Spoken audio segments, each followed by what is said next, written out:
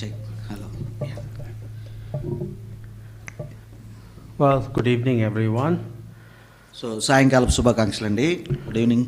We want to bless the children as they go for Sunday school today. పిల్లలు ముందుకు వస్తే ప్రార్థించి మరి సండే స్కూల్కి పంపడం జరుగుతుంది. Let's commit our Sunday class. ఈ యొక్క మరి ఆదివారపు బడిని ప్రార్థనతో మనం వారిని పంపిద్దాం. Gracious Father, thank you that we can have the children join in the Sunday class today. ప్రభువైన దేవా నీకు వందనాలు చెల్లిస్తూ ఉన్నాం. మరి ఇక ఆదివారపు బడి విషయంలో మీరు సహాయం చేస్తూ ఉన్నారు. ఈ బిడ్డలు మీరు దీవించండి. Special anointing on Selina as she leads. మరి సోదరి సెలీనాకు మీ యొక్క ప్రత్యేక అభిషేకాన్ని నడిపింపును దయచేయమని ప్రార్థన చేస్తూ ఉన్నాం. Bless our children so that they may grow up to have a relationship with Jesus Christ our Lord. ప్రభా ఇదిగో ఈ చిన్న బిడ్డలను మీరు దీవిస్తున్నారు. ప్రభా నీతో ఒక సంబంధం వారు ఎట్లా ఏర్పరచుకోవాలో మీరు వారితో మాట్లాడమని ప్రార్థన చేస్తూ ఉన్నాం. In Jesus Christ's name we pray. Amen. యేసు పరిశుద్ధ నామములో ప్రార్థించి అడుగుచున్నాము తండ్రి. ఆమేన్. ఆమేన్.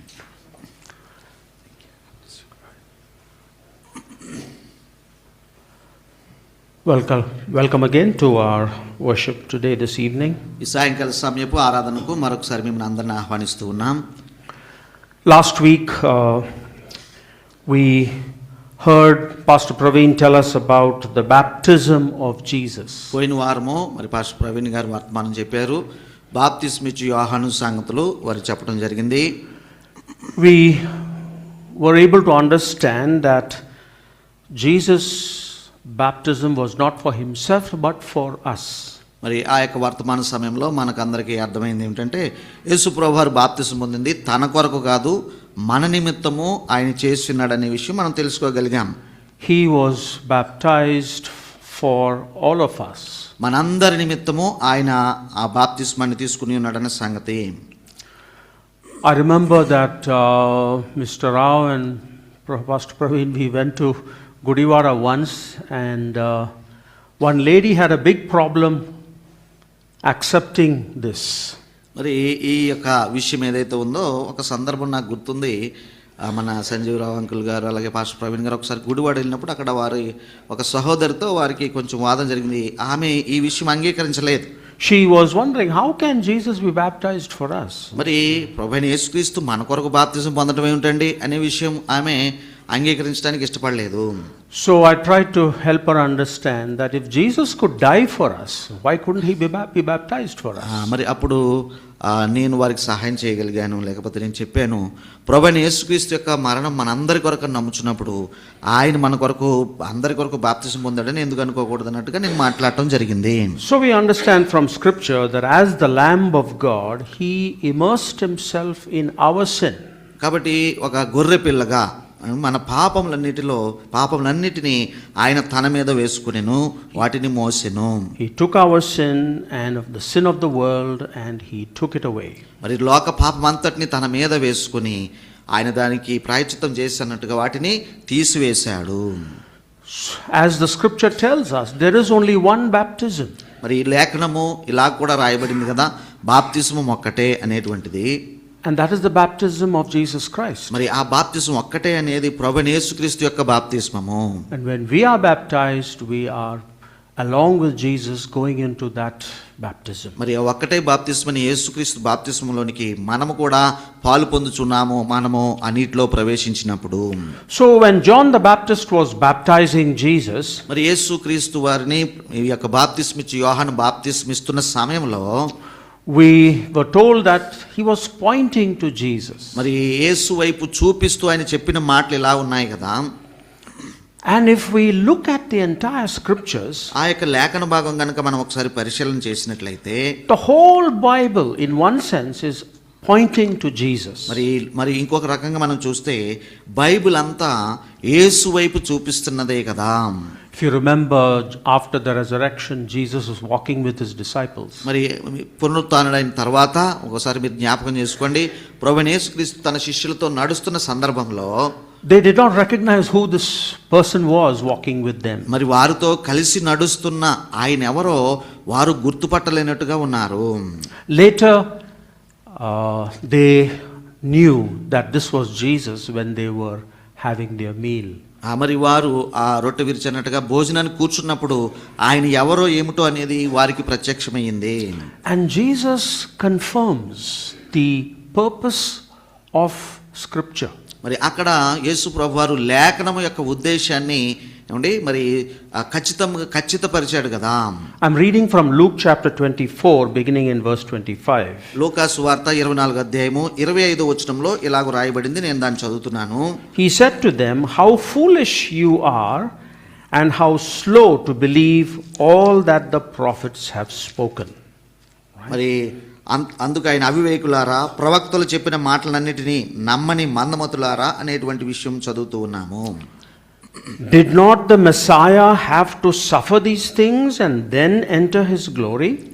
క్రీస్తు ఇలాగు శ్రమపడి తన మహిమలో ప్రవేశించుట అగత్యము కాదా అని వారితో చెప్పెను. And let us pay attention to verse 27. 27వ వచనం కూడా గమనార్హము, దానిని మనం గమనించాలి.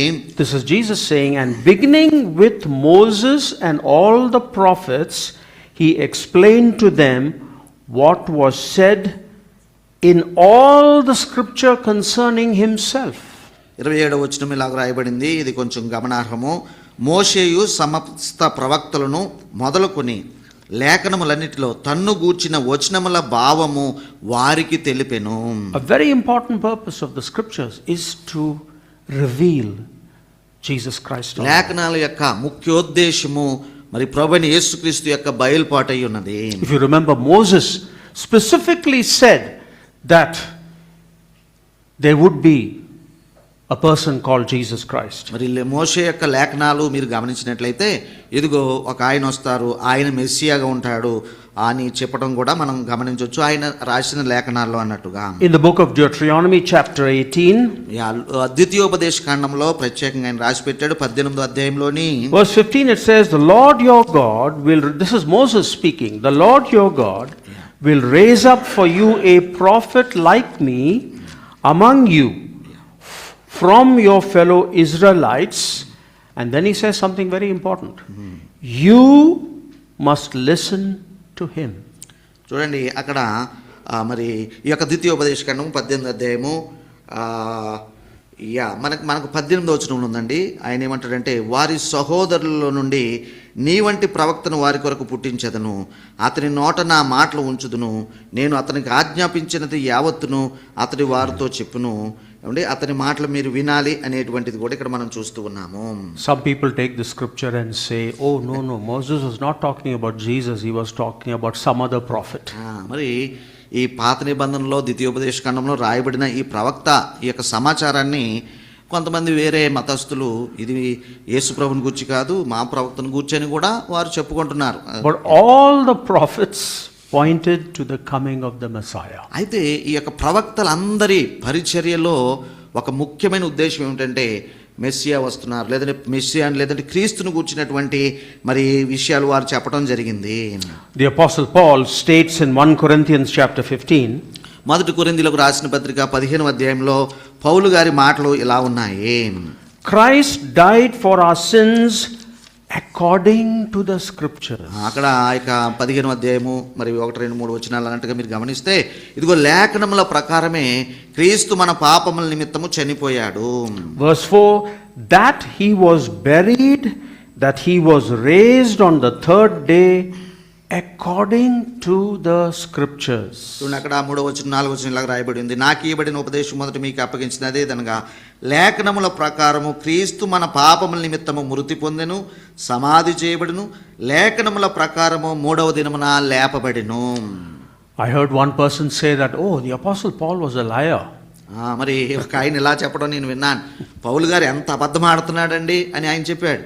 Because they say, "Well, Paul is saying according to the scriptures, but where is it in the scriptures?" ఎంత అబద్ధం ఆడుతున్నాడు, ఎక్కడ రాయబడిందండి లేఖనాల్లో అన్నట్టుగా ఆయన ఉద్దేశం అది. Paul was a scholar in the scriptures. మరి పౌలు గారు మహా శాస్త్రి కదా, లేఖనాలు యందు ప్రవీణుడు కదా.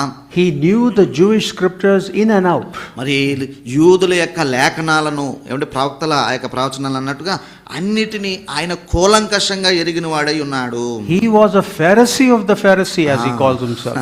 మరి తనను గురించి పరిచయం చేసుకుంటే ఒక సందర్భంలో చెప్పాడు కదా, పరిసయ్యులకే నేను పరిసయ్యుడని చెప్పుకున్నాడు కదా.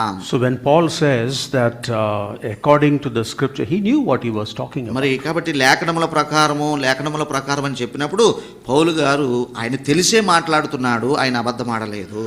So all of the scriptures, all of the prophets, Moses, everything was pointing to Jesus Christ. కాబట్టి ఈ ప్రవక్తలందరినీ మనం గమనించాం. అందులో ముఖ్యంగా మోషే విషయంలో మనం చదివాం కూడా. ఏమిటంటే వారందరూ క్రీస్తు వైపు చూపిస్తూ ఉన్నారు. Our mission in life is also to point to Jesus Christ. అదే పిల్లరా, అలాగే మన జీవితంలో కూడా మన జీవిత లక్ష్యము కూడా ఏమిటంటే యేసు వైపు మరి గురిపెట్టి చూచుట, లేదంటే యేసును మరి కనుగొనున్నట్లు చేయుట. It is called evangelism. దానినే మనం ఏమిటంటే ఏమని పిలుస్తామంటే సువార్తీకరణ అని పిలుస్తాము. But today the word evangelism has almost become a bad word. ఈ రోజున ఈ సువార్తీకరణ అనే మాట వింటేనే ప్రజలు అదేదో తప్పుడు మాటగా అనుకుంటున్నారు ఈ రోజుల్లో. It's identified with manipulation. మరి సువార్తీకరణ అనగానే ఏదో మభ్యపెడతారు అన్నట్టుగా మాట్లాడుతూ ఉన్నారు. Maybe they think that it is so arrogant of us to talk about Jesus. మరి యేసు ప్రభువుని గురించి మాట్లాడుతూ ఉంటే అది ఎంతో మరి అహంకారపు పని అన్నట్టుగా మాట్లాడుతూ ఉన్నారు. That there is salvation in Jesus. యేసుక్రీస్తులో రక్షణ ఉందయా అని చెప్తేనే ఇబ్బంది పడే రోజుల్లో మనం ఉంటూ ఉన్నాము. Some blame us. మరి కొంతమంది పని చేస్తున్నందుకు మనల్ని నిందిస్తూ ఉన్నారు. They blame us to think that we have a superiority complex and showing that we are better than everybody else. మరి అందరికంటే మనమే శ్రేష్ఠులమనే ఒక లక్షణం వీటిలో ఉంది, కాబట్టి వీరే గొప్పవారు అన్నట్టుగా మాట్లాడుతున్నారని కూడా దూషిస్తూ ఉన్నారు. I want to talk about a few points on this subject of evangelism today. ఈ యొక్క సాయంకాల సమయంలో మరి సువార్తీకరణ అనే అంశం మీద కొన్ని సంగతులు మీకు చెప్పాలని నేను ఆశపడుతూ ఉన్నాను. The Greek word evangelion means good news. ఎవాంజలియోన్ అనేటువంటి గ్రీకు మాటకు అర్థం ఏమిటంటే పిల్లరా, శుభవార్త అనేటువంటిది. In the Gospel of Mark it says the beginning of the gospel. సువార్త ప్రారంభము అనేటువంటి మాట మార్కు సువార్త 1వ అధ్యాయంలో మనం చూస్తాము. Evangelion, which meaning good news. మరి ఎవాంజలియోన్ అనేటువంటి గ్రీకు మాట శుభవార్త అనేటువంటి అర్థం ఇస్తూ ఉన్నది. And what is the good news? ఏంటి మరి ఈ శుభవార్త ఏమిటండి? The beginning of the gospel about Jesus the Messiah. మరి దేవుని కుమారుడైన యేసుక్రీస్తు సువార్త ప్రారంభము అనేటువంటిది. The Son of God. దేవుని కుమారుడు. As it is written in Isaiah. మరి దేవుని కుమారుడు అనే ప్రస్తావన యెషయా గ్రంథంలో ప్రవచన పుస్తకంలో అనేక సార్లు చెప్పబడింది కదా. So we as disciples of Jesus, Christians, we believe in the Great Commission. కాబట్టి ప్రభువుని నమ్ముకున్న వారిగా, క్రైస్తవులముగా, దేవుని బిడ్డలముగా మరి ప్రభువారు ఇచ్చినటువంటి మహా ఆజ్ఞ మనందరము మరి దానిని పాటిస్తూ ఉంటాము. The scripture reading was the Great Commission. మరి మనము లేఖన భాగం సమయంలో చదివారు కదా, అది మహా ఆజ్ఞ అయి ఉన్నది. Let me just read it again. మరి మరొకసారి మీకు చదివి వినిపిస్తా చూడండి. Jesus, as he was before his ascension into heaven, says, therefore, go and make disciples of all nations. ప్రభువైన యేసుక్రీస్తు వారు తిరిగి లేచిన తర్వాత ఆయన పరలోకానికి ఆరోహణం అవ్వక ముందు తన శిష్యులతో చెప్తూ ఉన్నాడు 19వ వచనము, కాబట్టి మీరు వెళ్ళి సమస్త జనులను శిష్యులనుగా చేయుడి. Baptizing them in the name of the Father, the Son and the Holy Spirit. తండ్రి యొక్కయు కుమారుని యొక్కయు పరిశుద్ధాత్మ యొక్కయు నామంలోనికి వారికి బాప్తిస్మం ఇవ్వండి. Teaching them to obey everything. మరి నేను మీకు ఏ సంగతులను ఆజ్ఞాపించానో వాటన్నిటిని గైకొనవలనని బోధించండి. I have commanded you.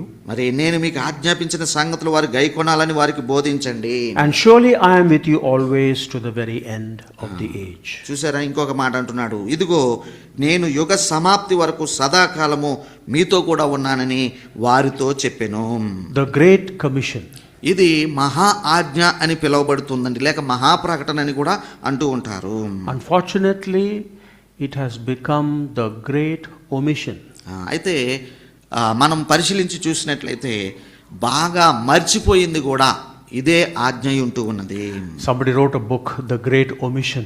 మరి గ్రేట్ కమిషన్ అని చెప్పబడిన దానికి గ్రేట్ ఒమిషన్ అని టైటిల్ పెట్టి ఒక ఆయన ఒక పుస్తకం రాశాడు. Because sometimes we forget what we are supposed, or what our mission is, to point to Jesus. మరి యేసు ప్రభును చూపించాల్సిన మన మిషన్ను మనం మర్చిపోయి చాలాసార్లు ఎలా ఉంటున్నామో అని చెప్పడం ఆయన ఉద్దేశమై ఉన్నది. So Jesus, before his ascension, specifically asked us to make sure that we point to him. కాబట్టి ప్రభువైన యేసుక్రీస్తు తాను పరలోకానికి ఆరోహణం కాకముందు మనందరికీ చెప్పుచున్న ఆజ్ఞ ఏమిటంటే నా గురించి మాట్లాడండి, నన్ను చూపించండి అన్నట్టుగా. Just pick up a few points from that passage. ఈ యొక్క లేఖన భాగం నుండి ఒకటి రెండు విషయాలు మీతో చెప్తాను. He says, therefore go and make disciples, right? కాబట్టి మీరు వెళ్ళి ఏం చేయమన్నారు? శిష్యులను చేయమని చెప్పిన మాట మనం గమనించాలి. I specifically stopped because for us to think, what did he ask us to make? మరి ఏమి చెయ్యమని ప్రభువైన యేసుక్రీస్తు మనకు ఆజ్ఞాపించారు. నేను కావాలనే అక్కడ ఆగి మీ స్పందన కొరకు చూస్తూ ఉన్నాను. ఎవరిని చేయమని ఆయన చెప్పారు? But all of us say, go and make converts.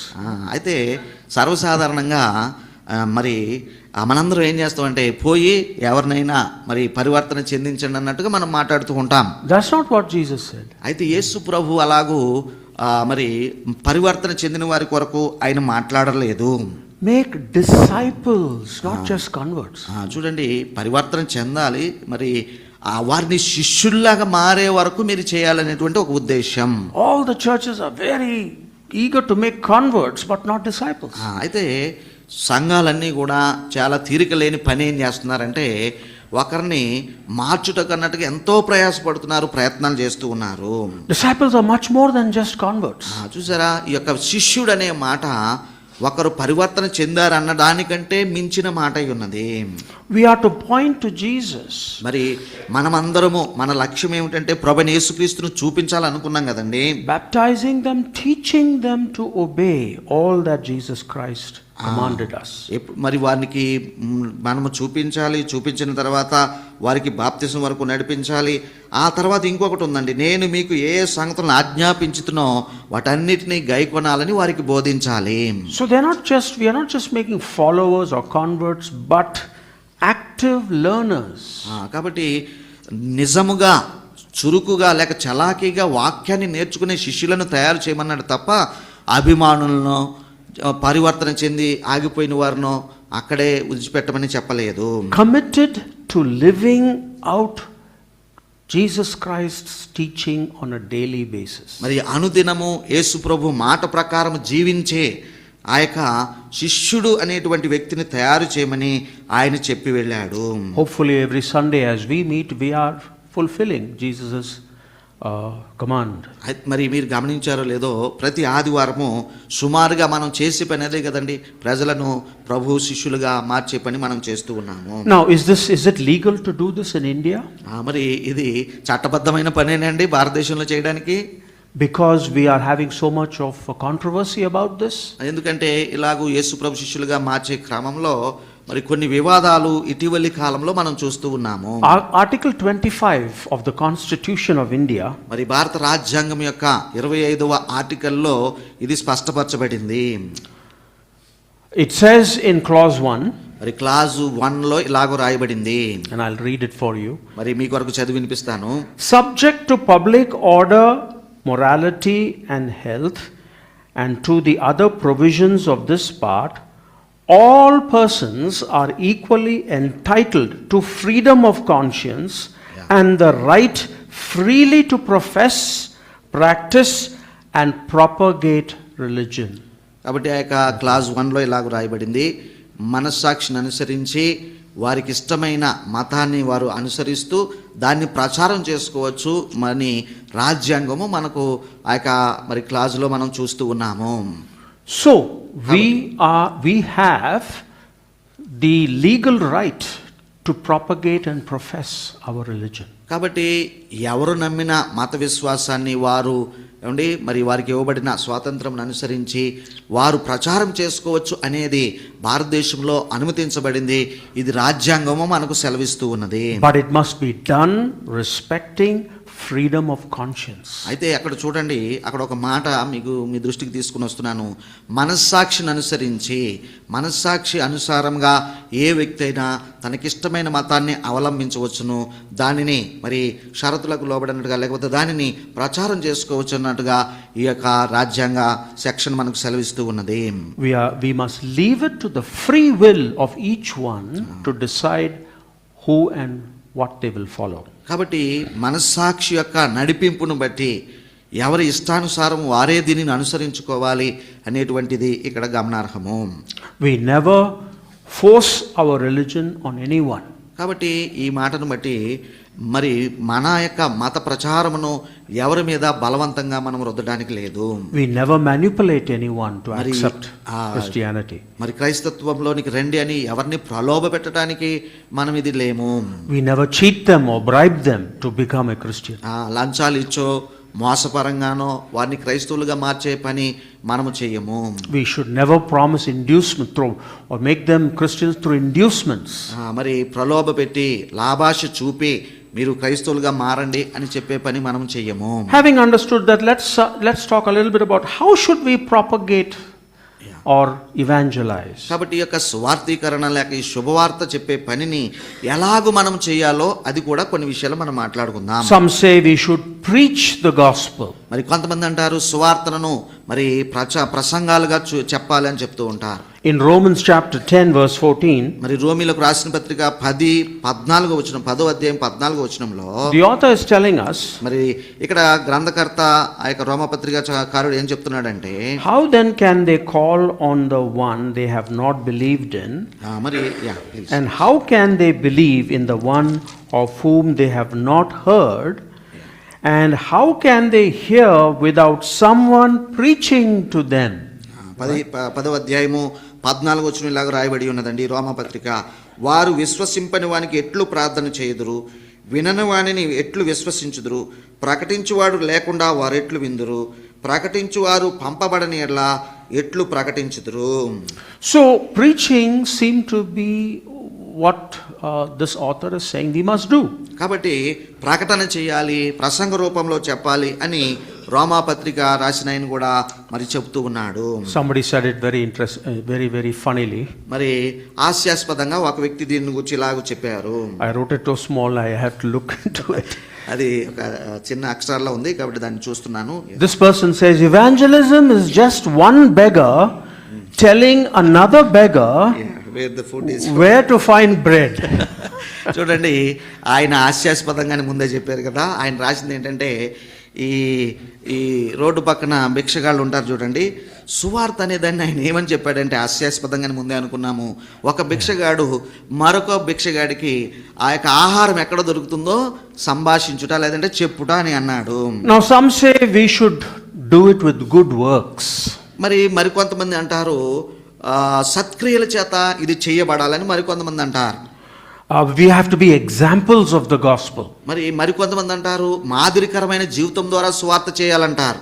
In Acts chapter 1 we are told that we must be witnesses for Jesus in Jerusalem and the ends of the earth. అపొస్తలుల కార్యములు 1వ అధ్యాయంలో మనం చూస్తూ ఉంటాము, మీరు యెరూషలేములోను యూదయలోను సమరయలోను భూదిగంతముల వరకు నాకు సాక్షులుగా ఉండాలన్న ఆజ్ఞను కూడా మనం చూస్తూ ఉన్నాము. Witnesses means some people should be able to see the gospel, not just hear it. కాబట్టి మాట ద్వారా వినుట మాత్రమే కాదు కానీ మన ప్రవర్తనలు అన్నట్టుగా అది చూసే ఒక సాక్ష్య జీవితం కలిగి ఉండాలని ఈ ఒక అపొస్తలుల కార్యములు 1వ అధ్యాయం యొక్క ఉద్దేశమై ఉన్నది. Francis of Assisi, who was considered a saint, పరిశుద్ధ ఫ్రాన్సిస్ అగస్సీ గారు ఇలాగ చెప్పారు. You remember what he said? ఆయన చెప్పిన మాట మీకు గుర్తుందా?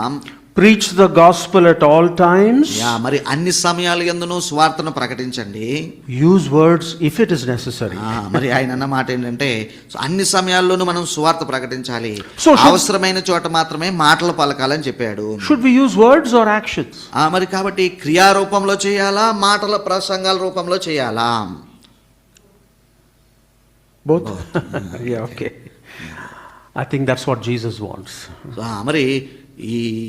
ఏ పద్ధతి ప్రకారం చేయాలంటే 2 రకాలుగాను చేయాలి అనేటువంటిది. You know, when John the Baptist was a little confused and was wondering, is is this really the Messiah? మరి దీనికి మనం ఒక ఉదాహరణ చూస్తాము. బాప్తిస్మిచ్చి యోహాను యేసు ప్రభుని గురించి సందేహపడి ఈయనైనా రాబోవాడు, నీవేనా అని అనుమాన స్థితిలో ఉన్నప్పుడు He sent his followers to ask Jesus, are you the one? మరి తన యొక్క శిష్యులను పిలిచి మీరు పోయి యేసును అడగండి, రాబోవాడు నీవేనా అని అడగండి అని పంపించారు. You remember what Jesus said? యేసు ప్రభు చెప్పిన మాటలు మీకు ఎవరికైనా గుర్తున్నాయా?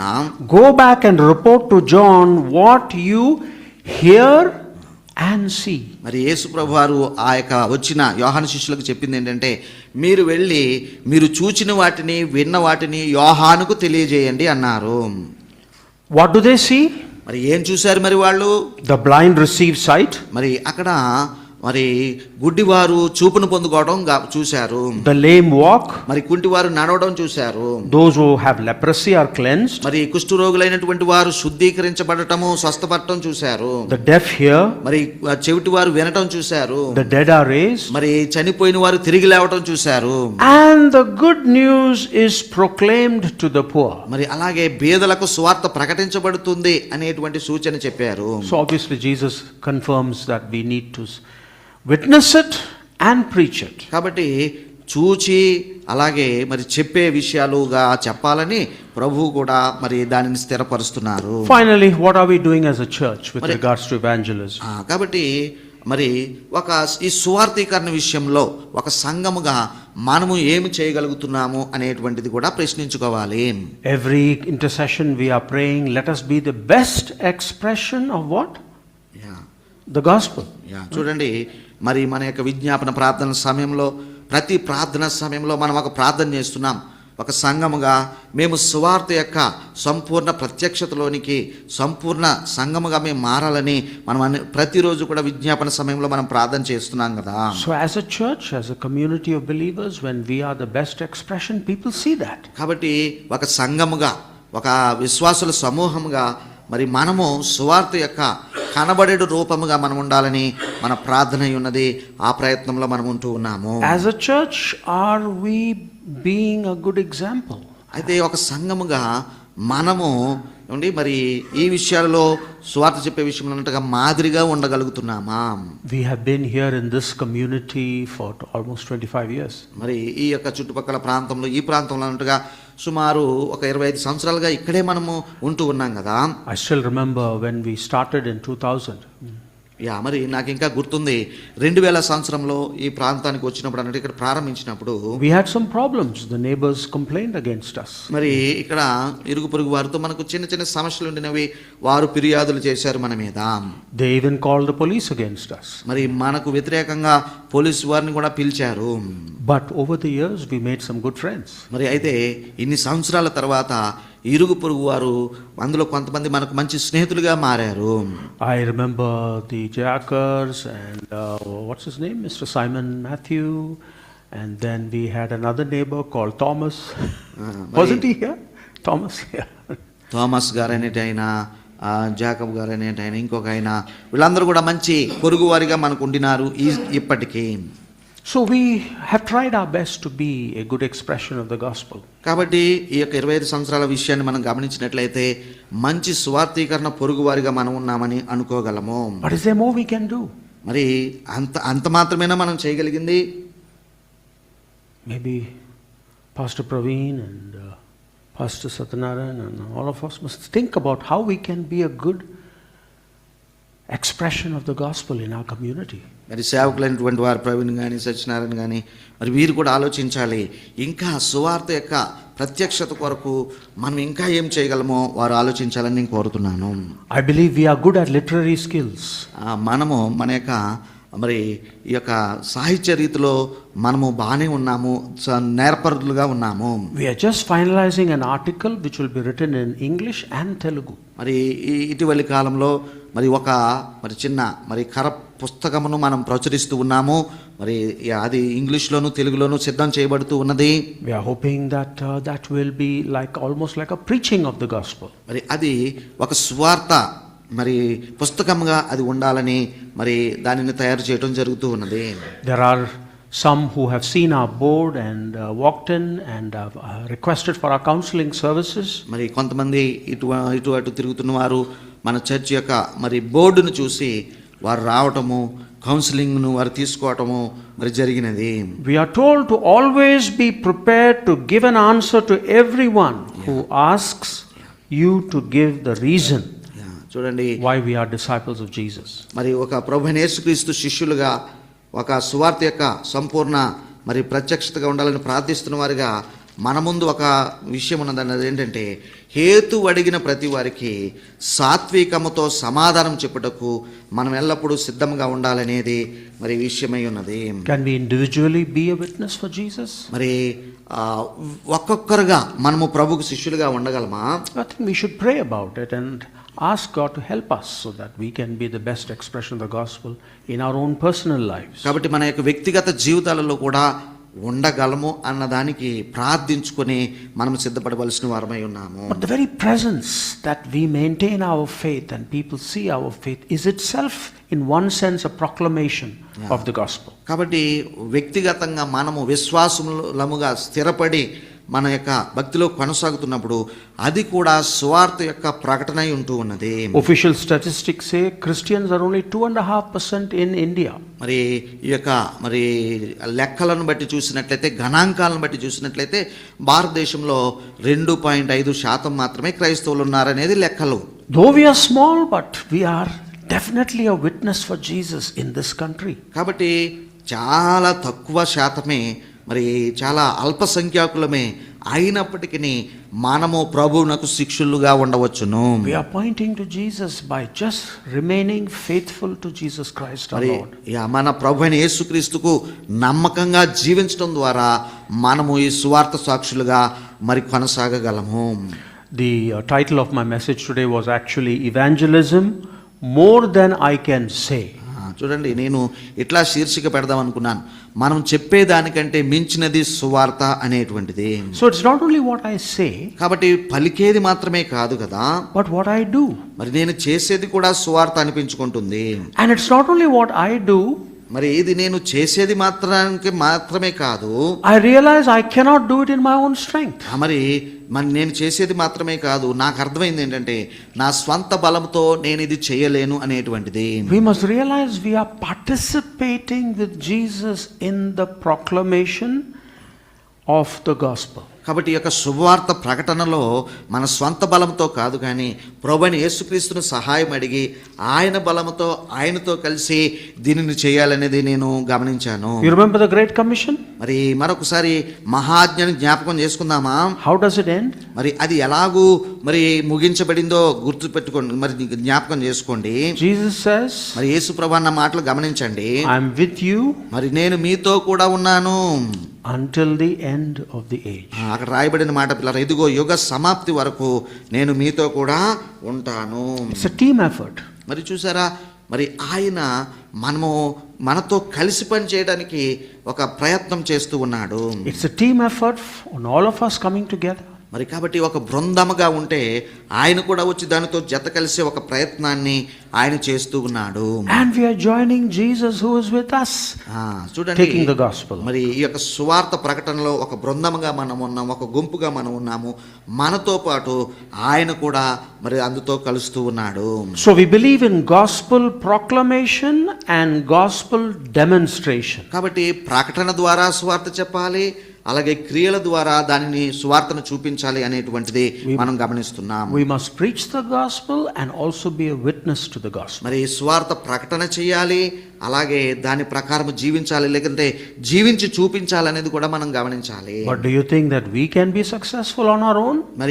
మరి ఒక మాట ఏమిటంటే, ఇది మన స్వంత బలంతో చేసి సఫలం అవ్వగలం అనుకుంటున్నారా? Let's recall what the apostle Paul said to the Corinthians. మరి కొరింథీయులకు రాస్తూ పౌలు గారు ఏమన్నాడో ఒక మాట మీకు జ్ఞాపకం చేస్తాను. He says, I planted the seed, yes please. Apollos watered it, but God has been making it grow. చూడండి, అక్కడ పౌలు గారి మాటల్లో మనం గమనించినట్లయితే, ఇదిగో నేను నాటాను, అపోల్లో అనే ఆయన నీళ్లు పోశాడు, అయితే వృద్ధి కలగజేసేవాడు మాత్రము దేవుడే. Look at the team effort. చూసారా, అక్కడ ఒక బృందముగా వారి ప్రయత్నాన్ని మీరు గమనించండి. We together with others, మరి మేము మరి ప్రభుతో కలిసి అన్నట్టుగా, and God participating to give us the growth. మరి మేము నాటాము, నీళ్లు పోసాము, కానీ వృద్ధి కలగజేసేవాడు దేవుడై ఉన్నాడు. మేమందరం కలిసి పనిచేస్తున్నాం అన్న ఉద్దేశాన్ని గమనించండి. So brethren, we have entered a new year, 2026. కాబట్టి సహోదరులారా, 2026 నూతన సంవత్సరంలోనికి మనం ప్రవేశించాం. Can we be more active, intentional, include evangelistic activities? మరి కాబట్టి ఉద్దేశపూర్వకంగా చురుకైన కార్యశీలతతో సువార్త పనిలో మనం ముందుకు సాగవలసిన వారమై ఉన్నాము. What a privilege it is to be part of God's team. కాబట్టి దేవునితో కలిసి పనిచేయటం అనేది ఎంత గొప్ప ధన్యతో అని మీరు గమనించాలి. To bring the good news. ఈ యొక్క శుభవార్తను పంచుకునే పనిలో ఆయనతో కలిసి పనిచేయటం, To proclaim the gospel. శుభ సమాచారాన్ని ప్రకటన చేయటము, And demonstrate the gospel. మరి ఆ యొక్క స్వార్థను క్రియల్లో చూపించటము. Let me just end with a prayer. మరి ఈ మాటలతో నేను ప్రార్థనతో ముగించాలని ఆశపడుతూ ఉన్నాను. Gracious Father, we are so grateful to you for giving us the blessing of proclaiming and demonstrating the gospel. ప్రభువా, సువార్త ప్రకటన, సువార్త జీవించి చూపించటము అనే కృపను మీరు మాకు కలగజేయగలరని కృపాసహితుడా నిన్ను మేము వేడుకొనుచున్నాము. Thank you for being with us until the very end of the age. ప్రభువా, నీవు వాగ్దానం చేసిన రీతిగా యుగ సమాప్తి వరకు మాతో కూడా మీరు ఉంటానని వాగ్దానం చేశారు. ఆ వాగ్దానాన్ని బట్టి మీకు కృతజ్ఞతలు. We pray that the fullness of the gospel will be soon realized in this world. ప్రభువా, ఈ లోకమంతటా సువార్తతో నింపబడే ఆ యొక్క శుభదినము మేము త్వరలోనే చూచుదుముగా కానీ ప్రార్థన చేస్తూ ఉన్నాము. In Jesus' name, amen. ప్రభువైన యేసుక్రీస్తు నామములో ఈ ప్రార్థనలు వేడుకొంచున్నాము తండ్రి. Thank you. ఆమేన్.